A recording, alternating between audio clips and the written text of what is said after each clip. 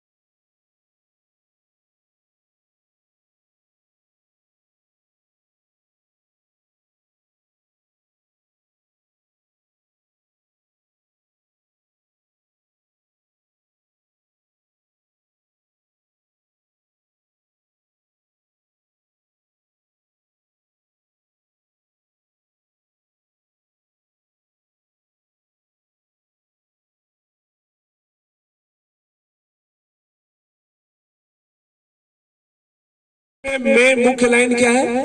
My way is highway. मैं जो कहता हूं वही सही है, मैं जो करता हूं वही सही है। मेरा भारत महान क्यों है? क्योंकि मैंने यहाँ पे जन्म लिया है। मेरा मध्य प्रदेश महान क्यों? क्योंकि मैं यहाँ का हूँ। राइट? जो दूसरी कंट्री में होगा वो भी इस प्रकार की प्रकल्पना करता होगा। राइट? तो ये मैं अहम ममेति के जो भाव है उससे बाहर आने का प्रयास करना चाहिए। तो लेकिन प्रचेता जो थे, सहयोग, ये जो सहयोग आपस में जिनका सहयोग था, एक दूसरे को मदद करके आगे बढ़ने के लिए, तो उससे भगवान बहुत प्रसन्न हुए और उनको दर्शन देते हैं। तो हमारे जीवन में भी अगर भक्ति के जीवन को साइड में कर दे, अगर आपके नॉर्मल पारिवारिक जीवन में भी, सामाजिक जीवन में भी देखेंगे तो सहयोग का बहुत बड़ा रोल है। कि आप प्रभु जी सॉफ्टवेयर कंपनी में जॉब करते हैं, एक दिन आने में लेट हो गया, 12 बज गए, तो नॉर्मली सो केयर दिखाता है, आपका लव दिखाता है अपने प्रभु के प्रति, पति के प्रति, एक्सेट्रा। ऐसा लगता है कि उसके आधार पर अगर जीवन चलाएंगे तो आसुरिक जीवन हो जाएगा, क्योंकि हमेशा अपने बारे में सोचना है, जो मेरा मन कर रहा है वही करेंगे, ये तो असुर का भाव होता है। हाँ, एक बार क्या हुआ कि दिखाना चाहते थे कि असुर और देव में क्या अंतर है, देवगण असुरगण में क्या अंतर है। तो एक बार खाना परोसा गया, तो देवताओं के भी हाथ बांध दिए गए थे और असुरों के भी हाथ बांध दिए गए थे, और सामने प्लेट रखा गया था। जैसे आप सबको भूख लगी, उन लोगों को भी भूख लगा था, तो सामने प्लेट में रखा हुआ था, लेकिन सबके हाथ बंधे थे। तो चम्मच भी था, तो लेकिन चम्मच से उठता था, लेकिन खाने की कोशिश करते तो आधा नाक पे गिरता था, सिर पे गिरता था, खा नहीं पाते थे असुर लोग। एक तरफ ऐसी अवस्था थी। तो ये है, क्योंकि खुद के बारे में सोच रहे हैं, खुद के बारे में। लेकिन जस्ट उसके बाजू में दूसरे थे, क्या थे, देवतागण बैठे थे। वो लोग भी ऐसे ही हाथ बंधा हुआ था, लेकिन उन्होंने चम्मच रखा था, ये चम्मच उठाया और सामने वाले को खिला रहे थे। तो सहयोग, एक दूसरे को कोऑपरेट करने से एक दूसरे को पूरे अच्छे प्रकार से अच्छा खिला पाए। तो ये अनेक शास्त्रों में, पंचतंत्रों में ऐसे कथाएं आती हैं जहां पर सहयोग के द्वारा हम अपने जीवन में सुख और समृद्धि ला सकते हैं। बिना केयर के, अनकोऑपरेशन के हमारा जीवन सुखहाली और समृद्धशाली नहीं हो सकता है। 3 तरह के लोग होते हैं नॉर्मली, आप देखिए। एक इंडिपेंडेंट होते हैं। जो इंडिपेंडेंट है वो नॉर्मली देखा जाएगा तो एरोगेंट हो सकता है, बहुत ज्यादा अहंकार हो सकता है, अहंकारी हो सकता है, एरोगेंस। दूसरा होता है डिपेंडेंट, इंडिपेंडेंट, दूसरा डिपेंडेंट। डिपेंडेंट मतलब वो हमेशा क्या होगा, किसी चीज के लिए दूसरे पे आश्रित रहता है, वो गुलाम की जीवन जीता है, कोई भी कार्य के लिए दूसरे पे डिपेंडेंट है। बट बेस्ट क्या है, वो है इंटरडिपेंडेंट। दुनिया में सभी लोग इंटरडिपेंडेंट है। आपको एक चीज आती है, पहले का जो अभी जो करेंसी है, पहले ऐसा नहीं था। पहले क्या था, पहले बार्टरली सिस्टम था, जहां पर आप लोगों ने भी देखा होगा कि नहीं मुझे पता, लेकिन हम लोग बचपन में, मुझे याद है कि हम जब आइसक्रीम खाना होता है तो हम लोग गेहूं देते थे, चावल देते थे, और आइसक्रीम वाला देता था आइसक्रीम। मतलब एक्सचेंज सिस्टम था जो कि परफेक्ट था। वैसा ही होना चाहिए समाज में। पैसा तो नोट का है, एक दिन रात में अनाउंसमेंट हो जाता है कि इसका कुछ वैल्यू नहीं है, फिर सब लोग भागते फिरते हैं। जब नोटबंदी हुआ था तो वो अवस्था था। तो कभी भी कहीं भी अगर हम लोग ये कॉपरेशन और केयर की बात लाए तो उससे जीवन बहुत ही सुखहाली और समृद्धशाली हो सकता है। हमें इंटरडिपेंडेंस की भावना लानी चाहिए। एक दूसरे पर आश्रित होने की जो भावना है वो बेस्ट है, न कि डिपेंडेंस भी गलत है, हम दूसरे पर पूर्णतः आश्रित हो जाते हैं, या फिर इंडिपेंडेंट भी सही नहीं है। राइट। तो इस प्रकार से हम कॉपरेट करके अगर जीवन चलेंगे हर एक अपने जीवन के पड़ाव में, तो हमें खुशहाली और सुख का से प्राप्त होगा। हरे कृष्ण। सभी को भूख लगी और पिकनिक आते क्यों है? तो अब जब कोई मूवी में आप लोगों को देखा होगा, किसी याददाश्त चली जाती है तो कहाँ लेके जाते हैं उसको? कहाँ लेके जाते हैं? उन पुरानी जगहों पे जहाँ पे वो पहले गया था, उन पुरानी जगहों पर जहाँ पे वो गए थे वहां पे ले जाते, ताकि उनको वापस वो चीजें याद हो जाए, वो एक्टिविटी से वो पुरानी चीजें याद कर पाए। तो हम शरीर नहीं आत्मा है, और हम एक्चुअली हम आध्यात्मिक जगत से हैं, लेकिन हम वो भूल चुके हैं। तो ये जब हम पिकनिक जगह, ऐसे पिकनिक आध्यात्मिक जगहों पे आते हैं, तो हमें एक धीरे धीरे वो याद, जो एनिमिसिया बोलते हैं, इंग्लिश में क्या बोलते हैं उसको, ऐसा एक बीमारी होती है भूलने की। तो वो अगर हम इन जगहों पे आएंगे, आध्यात्मिक जगहों पे हम अगर विचरण करेंगे, तो शायद हमें वो याद आ जाएगा। शायद नहीं, 100% आता ही है। जब आप यहाँ पे आते हैं, भगवान का दर्शन करते हैं, तो जब हम भगवान का दर्शन करते हैं तो होता क्या है कि आप क्या दर्शन करते हैं वो तो हम सबको अपना प्रश्न पता होगा, लेकिन जब भगवान के दर्शन आप करते हैं तो भगवान भी अपना करुणा कटाक्ष जो है, अपने दृष्टिपात हम पे करते हैं, तो हमारे अशुद्धियां, हमारे पाप जो वो चले जाते हैं। इसलिए भी हम तीर्थ स्थानों पे आते हैं, और अपनी जो पुरानी जो चेतना है उसे वापित करने के लिए, प्राप्त करने के लिए मंदिरों में आते हैं। क्यों लोग कहते हैं कि जब मंदिरों में जाते हैं तो एक अलग एनर्जी मिलती है, जब कीर्तन होता है तो हम वापिस जो हम भगवान के अंश हैं, तो उस चेतना को प्राप्त करने के लिए हम पिकनिक में आते हैं। तो इस प्रकार से बार बार आते रहेंगे तो हम भगवान के अंश हैं, उस रूप को हम याद कर पाएंगे, और फिर हम भगवान के धाम जाने की चिंता करेंगे। राइट। ऐसा एक बार मान लीजिए कि कुंभ की मेला है, कुंभ का मेला है, हम क्यों अभी ऐसा फीलिंग नहीं होता, उसका कारण है कुंभ का मेला है। मैंने पहले भी शायद शेयर किया है, लेकिन फिर से शेयर कर रहा हूँ कि कुंभ के मेले में हजारों करोड़ लोग रहते हैं। मान लीजिए छोटा कोई बच्चा है और गुम जाता है, वो बोल पा रहा है, इतना उसको आता है, माता पिता के साथ और गुम जाता है। कुंभ में आप सब लोग पता है कितना भीड़ रहता है। तो घूमने के बाद उसे माता पिता से मिलने की कितनी पॉसिबिलिटी है? पॉसिबिलिटीज है, ऐसा नहीं है, बिल्कुल नहीं है, लेकिन कैसे मिल सकता है वो मान लीजिए छोटा बच्चा है, कोई भी एक छोटे बच्चे की तरह वो घूम गया, लेकिन घूमने के बाद देखा अच्छा वहां पे क्या मिल रहा है, गुलाब जामुन, वहां पे क्या है, पूरी सब्जी, अच्छा चला। वो तो माता पिता उसको याद ही नहीं रहे वो किधर चला गया, खाने पीने की चीजों में, या फिर खिलौना मिल गया, या जो भी उसकी आसक्ति जिस तरफ है उधर वो चला गया और भूल गया। और माता पिता भी क्या गए, वो गए और परचेज कर रहे हैं, कोई कान का परचेज कर रहे हैं, माता जी, प्रभु जी धोती कुर्ता, जो भी है अपना परचेज कर रहे हैं और भूल गए। तो उस अवस्था में खैर माता पिता कभी नहीं भूलते जो है, बच्चा जो है इधर उधर रह गया, तो उस अवस्था में बच्चा अपने माता पिता से मिलने के चांसेस बहुत कम है।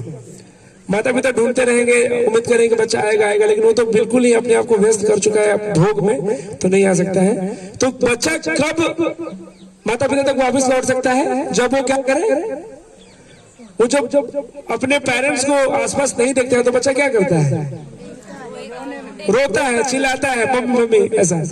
तो जब वहां पे पुलिस के हर एक कुंभ मेला में अलग अलग जगह पे पुलिस केंद्र होते हैं, कुछ ऐसे वॉलंटियर्स होते हैं, जब कोई घूम गया तो उसको ले जाके तो क्या करेंगे, जब बच्चा रोएगा तो उसे उठा करके उस पुलिस चौकी पे ले जाएंगे और फिर अनाउंसमेंट करेंगे कि हाँ एक बच्चा है, इसका नाम घनश्याम है, उसका जैकेट ब्लैक है, उसके हाथ में ब्लू कलर का बॉटल है, वो गुम गया है। और बच्चा भी ऐसे, फिर माता पिता कहीं दूर होंगे तो सुन लेंगे हाँ हाँ वहां पे है, क्योंकि वो भी जानते हैं कि इसी जगह पे हमें मिल सकता है, तो वो भी वहां पे आएंगे और फिर मिल जाएंगे।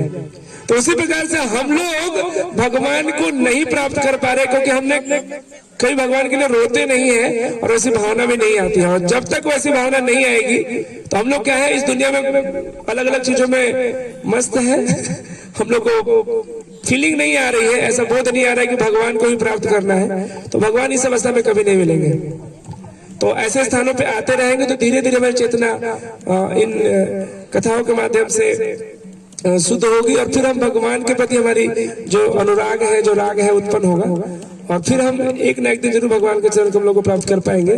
जो भगवान है सबसे आपसे सबसे ज्यादा कोई प्रेम करता है तो आपका भाई, आपके बहन, आपके माता, आपके पिता, आपका पति, वो कोई भी नहीं है जो आपसे ज्यादा प्रेम करता है। सबसे ज्यादा आपसे कोई प्रेम करता है वो है भगवान। ये मैं नहीं कह रहा हूँ, भागवतम श्रीमद भागवतम में 4थे स्कंद में ध्रुव महाराज के सेक्शन में ये कह के आता है कि जो ध्रुव की माँ का जो प्रेम था और भगवान का प्रेम था, 10,000 माओं की प्रेम से ज्यादा प्रेम है भगवान का प्रेम हमारे लिए। प्रोवाइडेड हम क्या है, भगवान की तरफ मुड़ नहीं रहे हैं, हमें अपना इतना, क्योंकि हम इंडिपेंडेंट है ना सब लोग। क्यों, वाई, हमें किसी पे नहीं रहना है निर्भर, तो इंटरडिपेंडेंट की भावना रहेगी तो ज्यादा रहेगा। तो इसलिए हम तीर्थ स्थानों पे आते हैं ताकि अपने आध्यात्मिक चेतना को प्राप्त कर पाए और समय से हमेशा के लिए खुश हो जाए। हरे कृष्ण। आपको ऐड करना